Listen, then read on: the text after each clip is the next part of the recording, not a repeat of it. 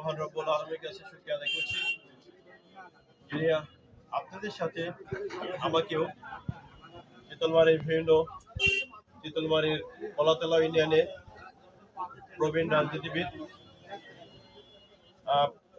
বিএনপির সাবেক সভাপতি রুহুল আমিন সাহেবের জানাজায় আমরা গিয়েছিলাম। আমার সাথে সফরসম হয়েছিলেন, কৃতজ্ঞতা প্রকাশ করছি। এবং আমরা কলাতলা ইউনিয়নের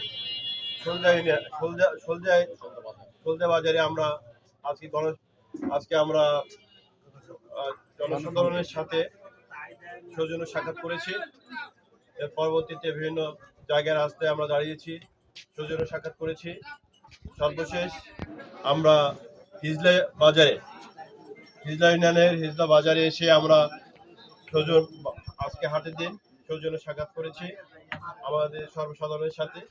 পরবর্তীতে আমাদের এই হিজলা ইউনিয়নের সম্মানিত সাধারণ সম্পাদক ডাক্তার কাজী অসিক ভাইয়ের এখানে আমরা জমায়েত হয়েছি। ভাইয়ের কাছ থেকে এবং আপনাদের অনেকের কাছ থেকে সুখ দুঃখের কথা শুনেছি, ভালো লেগেছে। আপনারা জানেন, দীর্ঘদিন যে কষ্ট লালিত স্বপ্ন ছিল আমাদের সবার, যে আমরা জাতীয় সংসদে যাব। আমরা দীর্ঘদিন কষ্ট করেছি জাতীয় সংসদে, যে আমাদের এই দেশের মানুষের কথা বলবো, এই এলাকা যে নির্যাতিত ছিল, এই নিচু এলাকার মানুষের কথা বলবো, কত না কষ্ট করেছি। কিন্তু সেই দুঃখ ভারাক্রান্ত হৃদয় নিয়ে বলতে হয়, ইনশাআল্লাহ আমরা হারিনি। হারছে যারা এই ভুলটা করেছে, তারা হেরেছে।